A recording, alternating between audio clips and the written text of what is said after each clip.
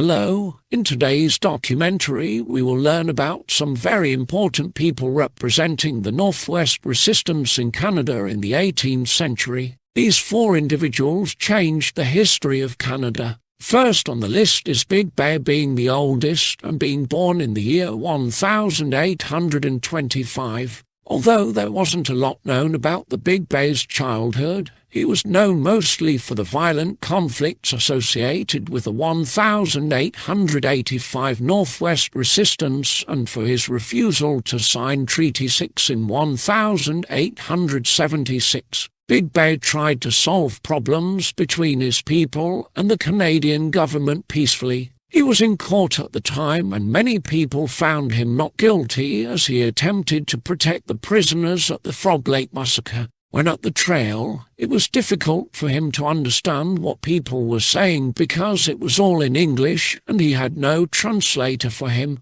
Even with many people and evidence backing him up, Judge Hugh Richardson found him guilty of treason felony. He was then released from prison in February 1887 after serving half his prison sentence behind bars. Later the next year, he died on January 17, 1888, at the age of 62 years old. Long after his death, Big Bear's legacy continues to be cherished today by many Cree, with the oldest being born in the year 1825. We now move on to the second oldest, Crowfoot, being born in the year 1830. In the summer of 1879, many people were starving Siksika because of the lack of animals. Since they were running lower and over all food resources, they had to stop looking in other places. The place that they chose was Montana, where there was lots of buffalo herds. The people of Siksika faced many difficult points when trying to kill the buffalo, including threats from American whiskey traders. The Siksika returned north of their home near Blackfoot Crossing in 1881,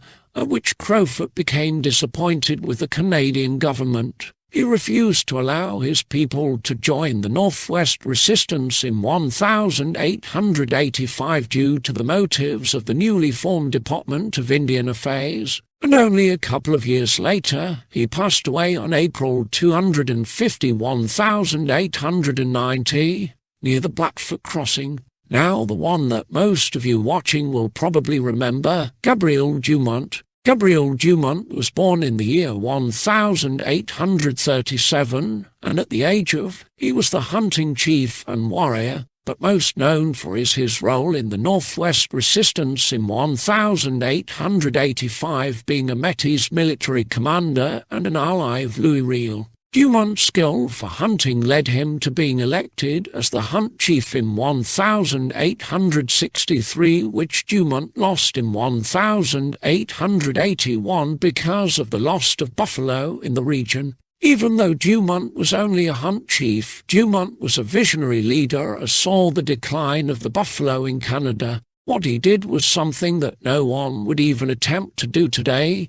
He took a long-term political program which he would focus on trying to have the Saskatchewan Métis keep their independence politically and economically. On December 10th, 1873, Dumont called a meet to form a new government for the Métis settlement on the South Saskatchewan River. He was immediately elected president of the Council of St. Laurent. With a lot of support by the people, Dumont had officially instituted a constitution that was written down by the local priest, Father André. In 1880, Dumont and his council sent multiple petitions to Ottawa insisting that the Parliament recognize the land holdings. Since Dumont hadn't received a response from the Parliament, the Métis at St. Laurent felt they needed to protect the land from Ontario colonists. In March of 1884, Louis Riel was confronted by Dumont and several of his councillors.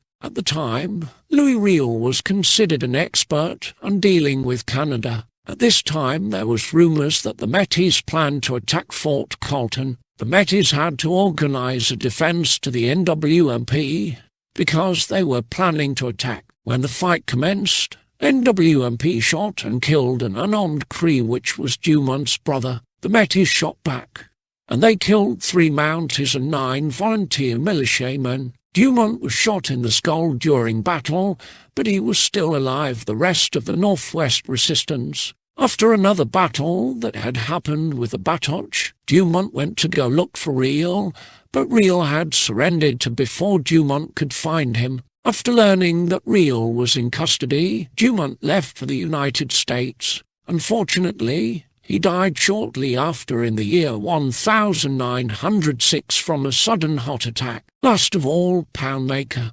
Poundmaker was born in the year 1842. Poundmaker's Metis name was Pitiquanapuian. Poundmaker was known for being a peacemaker and a great leader for his people. Poundmaker acted as a peacemaker during the Northwest Resistance in 1885 and was known to protect the interests of the Cree during the negotiation of Treaty 6. He was convicted treason felony in August 1885. He sadly passed away at the early age of 44. The Northwest Rebellion is a very important part of Canada's history. It caused fear, violence and insecurity among the Métis and First Nations people. The 5-month battle between the Canadian government and the Métis ended in the government winning the battle and enforcing Canadian laws in the West.